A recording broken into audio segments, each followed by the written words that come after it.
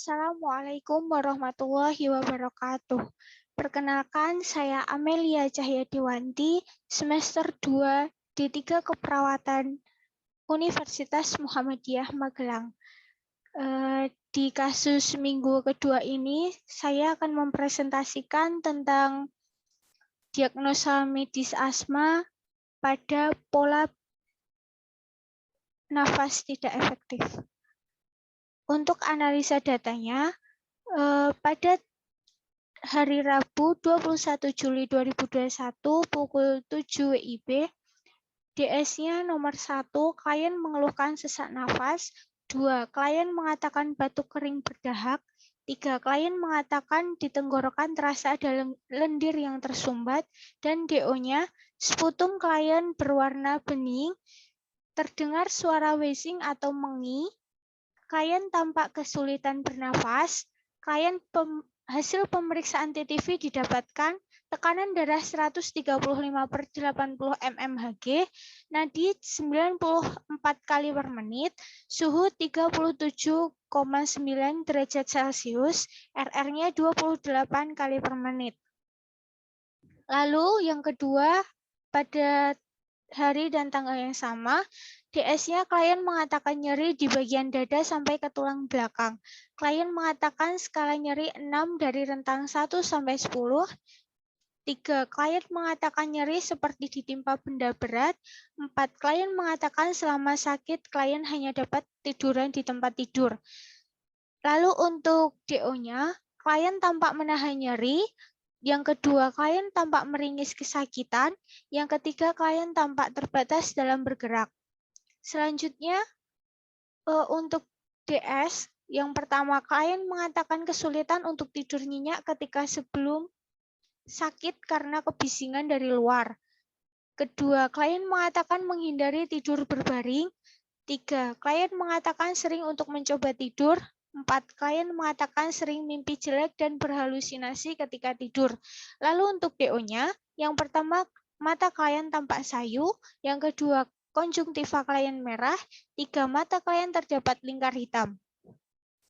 Lalu yang keempat, DS-nya ada klien mengatakan jarang makan, biasanya 1-2 kali per hari.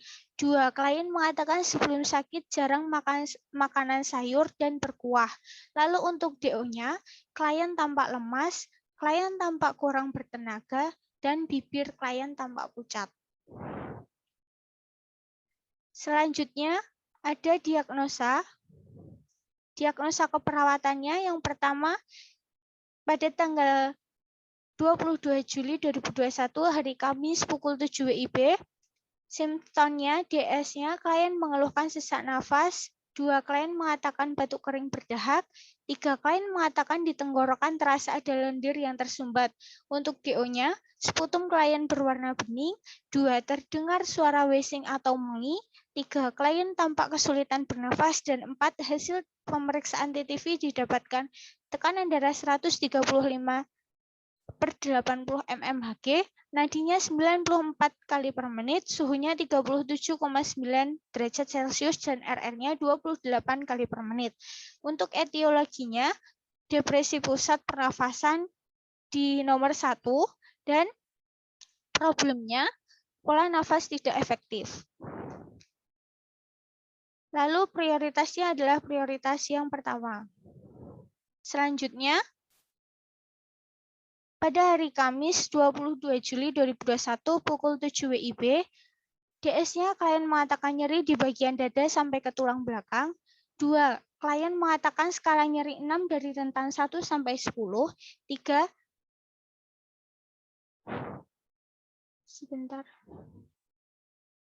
Yang nomor 3, klien mengatakan nyeri seperti ditimpa benda berat. Yang keempat, klien mengatakan selama sakit klien hanya dapat tiduran di tempat tidur. Untuk DO-nya, klien tampak menahan nyeri, 2, klien tampak meringis kesakitan, 3, klien tampak terbatas dalam bergerak. Lalu etiologinya, hambatan upaya nafas, misal nyeri saat bernafas, kelemahan otot pernafasan di nomor 2. Itu pada pola nafas tidak efektif D.0055, prioritas ke 2. Selanjutnya ada DS, klien mengatakan kesulitan untuk tidur nyenyak ketika sebelum sakit karena kebisingan dari luar. 2. Klien mengatakan menghindari tidur berbaring. 3. Klien mengatakan sering untuk mencoba tidur. 4. Klien mengatakan sering mimpi jelek dan berhalusinasi ketika tidur. Lalu untuk DO-nya, mata klien tampak sayu. Yang kedua, konjungtiva klien merah. Yang ketiga, mata klien terdapat lingkar hitam. Lalu untuk etiologinya, hambatan lingkungan, misal kelembapan lingkungan sekitar, suhu, lingkungan, pencahayaan, kebisingan, bau tidak sedap, jadwal pemantauan atau pemeriksaan atau tindakan di nomor 1. Itu pada gangguan pola tidur D.0055 prioritas ketiga. Lalu yang terakhir ada DS, klien mengatakan jarang makan, biasanya 1-2 kali per hari. 2. Klien mengatakan sebelum sakit jarang makan makanan sayur dan berkuah. DO-nya yang pertama, klien tampak lemas. 2. Klien tampak kurang bertenaga. Dan bibir klien tampak pucat. Etiologinya yaitu faktor psikologis misal stres, keengganan untuk makan di nomor 6. Pada defisit nutrisi D.0019 prioritas keempat. Lalu selanjutnya ada format rencana keperawatan. Pada hari Kamis 22 Juli pukul 10 WIB, diagnosa keperawatan pola nafas tidak efektif berhubungan dengan depresi pusat pernafasan D.0005. Tujuan dan kriteria hasil. Setelah dilakukan asuhan keperawatan selama 2 kali 24 jam, masalah pola nafas tidak efektif dapat teratasi dan terkontrol dengan baik dengan kriteria hasil pola nafas L.01004. Yang pertama, ortopnea menurun dari sedang 3 menjadi menurun 5. Yang kedua, penggunaan alat bantu nafas menurun dari sedang 3 menjadi menurun 5. Dan yang terakhir, frekuensi napas membaik dari sedang 3 menjadi membaik 5. Intervensinya yaitu pada manajemen jalan nafas I.01011. Yang pertama, monitor bunyi nafas tambahan, misal gurgling, mengi, wheezing, rongki kering. Yang kedua, monitor sputum, jumlah, warna, dan aroma. Dan yang ketiga, berikan minum hangat. Keempat, ajarkan teknik batuk efektif. Rasionalnya, untuk mengetahui adanya bunyi nafas tambahan. Yang kedua, mengetahui warna, jumlah, dan aroma sputum. Yang ketiga, menghangatkan tubuh klien. Yang keempat, mengetahui teknik batuk efektif. Yang kedua, Kamis 22 Juli 2021 pukul 10 WIB. Pola nafas tidak efektif berhubungan dengan hambatan upaya nafas, misal nyeri saat bernafas, kelemahan otot pernafasan D.0005. Setelah dilakukan asuhan keperawatan selama 2 kali 24 jam, masalah pola nafas tidak efektif dapat teratasi dan terkontrol dengan baik dengan kriteria hasil pola nafas L.01004. Yang pertama, tekanan ekspirasi meningkat dari sedang 3 menjadi meningkat 5. Yang kedua, tekanan inspirasi meningkat dari sedang 3 menjadi meningkat 5. Lalu untuk intervensinya, terapi relaksasi otot progresif I.05187. Yang pertama, identifikasi tempat yang tenang dan nyaman. Yang kedua, monitor adanya indikator tidak rileks, misal adanya pergerakan, pernafasan yang berat. Lalu yang ketiga, berikan posisi bersandar pada kursi atau posisi lainnya yang nyaman. Dan yang terakhir, anjurkan memakai pakaian yang nyaman dan tidak sempit. Untuk rasionalnya, mengetahui tempat yang tepat untuk kenyamanan klien, mengetahui adanya indikator tidak rileks pada klien, menyamankan klien agar dapat mengontrol nyeri pada dada klien, dan yang terakhir agar sesak atau nyeri pada dada klien tidak bertambah dan agar lebih mudah untuk melakukan respirasi. Yang ketiga, Kamis 22 Juli 2021 pukul 10 WIB. Untuk diagnosa keperawatan gangguan pola tidur berhubungan dengan hambatan lingkungan, misal kelembapan lingkungan sekitar, suhu, lingkungan, pencahayaan, kebisingan, bau tidak sedap, jadwal pemantauan atau pemeriksaan atau tindakan D.0055. Setelah dilakukan asuhan keperawatan selama 2 kali 24 jam, masalah gangguan pola tidur dapat teratasi dan terkontrol dengan baik. Dengan kriteria hasil pola tidur L.05045. Yang pertama, keluhan tidak puas tidur menurun dari sedang 3 menjadi menurun 1. 2, keluhan sering terjaga menurun dari sedang 3 menjadi menurun 1. 3, kemampuan beraktivitas meningkat dari sedang 3 menjadi meningkat 1. Lalu untuk intervensinya, dukungan tidur I.05174. Yang pertama, identifikasi faktor pengganggu fisik. Pengganggu tidur meliputi fisik dan psikologis. Yang kedua, identifikasi makanan dan minuman yang mengganggu tidur. Misal, kopi, teh, alkohol, makan mendekati waktu tidur, minum banyak air sebelum tidur. Dan yang ketiga, modifikasi lingkungan, misal pencahayaan, kebisingan, suhu, matras, dan tempat tidur. Yang terakhir, anjurkan menghindari makanan atau minuman yang mengganggu tidur. Untuk rasionalnya, mengetahui faktor pengganggu tidur dari faktor fisik maupun psikologis. Yang kedua, mengetahui makanan, minuman, dan kebiasaan sebelum tidur yang dapat menghambat pola tidur. Yang ketiga, mempernyaman klien agar tidur lebih nyenyak. Yang keempat, memperingatkan klien untuk lebih menghindari konsumsi makanan atau minuman yang dapat mengganggu tidur klien. Yang keempat, pada hari Kamis 22 Juli pukul 10 WIB, defisit nutrisi berhubungan dengan faktor psikologis, misal stres, keengganan untuk makan, D.0019. Setelah dilakukan asuhan keperawatan selama 2 kali 24 jam, masalah defisit nutrisi dapat teratasi dan terkontrol dengan baik dengan kriteria hasil status nutrisi L.03030. Yang pertama, berat badan membaik dari sedang 3 menjadi membaik 5. Yang kedua, indeks massa tubuh IMT membaik dari sedang 3 menjadi membaik 5. Yang ketiga, frekuensi makan membaik dari sedang 3 menjadi membaik 5. Yang keempat, nafsu makan membaik dari sedang 3 menjadi membaik 5. Lalu untuk intervensinya ada manajemen nutrisi I.03119. Yang pertama, identifikasi alergi dan intoleransi makanan. Yang kedua, identifikasi makanan yang disukai. Yang ketiga, berikan makanan tinggi serat untuk mencegah konstipasi. Dan yang keempat, anjurkan posisi duduk jika mampu. Lalu untuk rasionalnya, mengetahui alergi klien dan ada tidaknya intoleransi makanan pada klien. Yang kedua, mengetahui makanan apa saja yang disukai klien agar klien lebih berminat untuk makan. Yang ketiga, membantu klien untuk menyukai makanan tinggi serat dan untuk mencegah terjadinya konstipasi pada klien. Dan yang terakhir, untuk meminimalisir apabila makanan tidak tersedak. Lalu untuk implementasinya,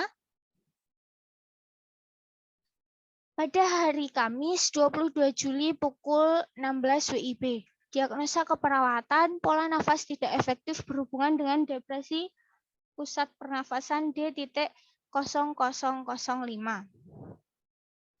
Implementasinya, yang pertama, memonitor bunyi nafas tambahan misal gurgling, mengi, wheezing, rongki, kering. Untuk DS-nya, klien mengatakan sesak nafas dan klien mempunyai asma dari kecil. DO-nya terdengar suara mengi. Yang kedua, memonitor sputum, jumlah, warna, dan aroma. DS-nya, klien mengatakan sputum berwarna bening dan klien sudah sembuh. Dan ketika sudah sembuh berwarna kuning. DO-nya tidak ada. Lalu yang ketiga, memberikan minum hangat. Saya memberikan jahe hangat. Yang DS-nya, klien mampu meminum minuman yang telah diberikan. DO-nya, klien meminum minuman yang telah disediakan sampai habis. Yang keempat, mengajarkan teknik batuk efektif dengan cara tarik nafas dalam hidung selama 4 detik, ditahan selama 2 detik, kemudian dikeluarkan dari mulut dengan bibir mencucu selama 8 detik. Lalu mengurangi tarik nafas dalam hingga 3 kali, lalu terakhir adalah batuk dengan kuat langsung setelah tarik nafas dalam yang ketiga kalinya. Untuk DS-nya, klien memahami cara dari teknik batuk efektif. DO-nya, klien tampak memperagakan yang sudah dijelaskan mengenai latihan batuk efektif. Lalu yang kedua, Kamis 22 Juli 2021 pukul 17 WIB. Pola nafas tidak efektif berhubungan dengan hambatan upaya nafas, misal nyeri saat bernafas, kelemahan otot pernafasan. D.0005. Implementasinya yang pertama mengidentifikasi tempat yang tenang dan nyaman. Yang kedua memonitor adanya indikator tidak rileks, misal adanya pergerakan pernafasan yang berat. Tiga, memberikan posisi bersandar pada kursi atau posisi lainnya yang nyaman. Dan yang terakhir, menganjurkan memakai pakaian yang nyaman dan tidak sempit. Lalu untuk responnya, yang pertama DS. Klien mengatakan tempat yang nyaman yaitu di kamar belakang rumahnya. DO-nya tidak ada. Yang kedua, klien mengatakan sesak nafas yang mengakibatkan nyeri ketika melakukan respirasi. DO-nya, klien tampak menahan nyeri. Yang ketiga, DS, klien mau untuk mengubah posisi tidurnya. DO, pernafasan klien tampak lebih rileks. Dan yang terakhir, DS-nya, klien memahami bahwa memakai pakaian ketat membuat dadanya semakin sesak. DO-nya, klien tampak mengerti dan klien akan mengganti bajunya setelah dilakukan edukasi tersebut. Yang ketiga, pada hari Kamis 22 Juli pukul 18.30 WIB. Gangguan pola tidur berhubungan dengan hambatan lingkungan, misal kelembapan lingkungan sekitar, suhu, lingkungan, pencahayaan, kebisingan, bau tidak sedap, jadwal pemantauan atau pemeriksaan, atau tindakan. D.0055. Untuk implementasinya, mengidentifikasi faktor pengganggu tidur, fisik dan atau psikologis. Yang kedua, mengidentifikasi makanan dan minuman yang mengganggu tidur, misal kopi, teh, alkohol, makan mendekati waktu tidur, minum banyak air sebelum tidur. Yang ketiga, memodifikasi lingkungan, misal pencahayaan, kebisingan, suhu, matras, dan tempat tidur. Yang keempat, menganjurkan menghindari makanan atau minuman yang mengganggu tidur seperti kopi. Lalu untuk responnya, yang pertama, klien mengatakan tidurnya terganggu karena sesak nafas dan kebisingan motor di jalan raya. DO-nya, klien tampak sesak nafas dan rumah klien dekat dengan jalan raya. Yang kedua, DS, klien mengatakan suka minum kopi dan hampir setiap hari makan dan minum sebelum tidur. Yang ke DO-nya, mata klien tampak sayu. Yang ketiga, DS, klien mau untuk pindah ke kamar belakang. DO-nya, klien terlihat nyaman tidur di kamar di bagian belakang yang lebih sepi dari kamar klien sebelumnya. Yang keempat, DS, klien memahami makan dan minuman apa saja yang ada dan yang dapat mengganggu pola tidurnya. DO-nya, klien tampak paham dan mau mencoba memperbaiki pola konsumsi makanan dan minumannya sehari-hari. Yang keempat, Kamis 22 Juli 2021 pukul 17 WIB. Defisit nutrisi berhubungan dengan faktor psikologis, misal stres, keengganan untuk makan. D.0019. Implementasinya, mengidentifikasi alergi dan intoleransi makan. 2. Mengidentifikasi makanan yang disukai. Yang ketiga, memberikan makanan tinggi serat untuk mencegah konstipasi. Alpukat, pepaya. Jadi saya memberikan alpukat dan pepaya yang diberikan kepada klien. Yang keempat, menganjurkan posisi duduk jika mampu. Untuk responnya, yang pertama DS, klien mengatakan alergi terhadap seafood. DO-nya tidak ada. Lalu yang kedua, DS, klien mengatakan lebih suka makanan pedas dan manis. DO-nya tidak ada. Yang ketiga, DS, klien mau memakan makanan yang berserat yang telah disediakan. DO-nya, klien menghabiskan 3/4 dari porsi makanan tersebut. Lalu untuk yang terakhir, DS-nya, klien mau duduk ketika sedang makan. DO-nya, klien makan sambil duduk menghabiskan makanan 3/4 dari porsi yang telah disediakan. Lalu tahap yang terakhir yaitu evaluasi. Di tanggal dan jam, yaitu pada hari Sabtu 24 Juli 2021 pukul 16 WIB, diagnosa keperawatan pola nafas tidak efektif berhubungan dengan depresi pusat pernafasan D.0005. Untuk evaluasinya, subjektif klien mengatakan sesak nafas telah berkurang dan batuk lebih mereda. Objektif, sudah tidak mendengar suara mengi dan warna sputum mulai berubah menjadi bening ke kuning-kuningan. Lalu untuk asesmennya, pola nafas tidak efektif berhubungan dengan depresi pusat pernafasan telah teratasi sebagian. Dan untuk plannya, tetap anjurkan klien untuk meminum minuman hangat dan tetap melakukan latihan batuk efektif. Lalu yang kedua, Sabtu 24 Juli 2021 pukul 16 WIB. Pola nafas tidak efektif berhubungan dengan hambatan upaya nafas, misal nyeri saat bernafas, kelemahan otot pernafasan D.0005. S-nya klien mengatakan nyeri di bagian dadanya mulai berkurang. Objektifnya klien sudah tidak lagi menahan nyeri. Asesmen pola nafas tidak efektif berhubungan dengan hambatan upaya nafas telah teratasi sebagian. Dan untuk plannya tetap anjurkan klien untuk menghindari tidur berbaring dan tidak memakai pakaian ketat. Yang ketiga, pada hari Sabtu 24 Juli 2001 pukul 16 WIB, gangguan pola tidur berhubungan dengan hambatan lingkungan, misal kelembapan, lingkungan sekitar, suhu, lingkungan pencahayaan, kebisingan, bau tidak sedap, jadwal pemantauan atau pemeriksaan atau tindakan D.0055.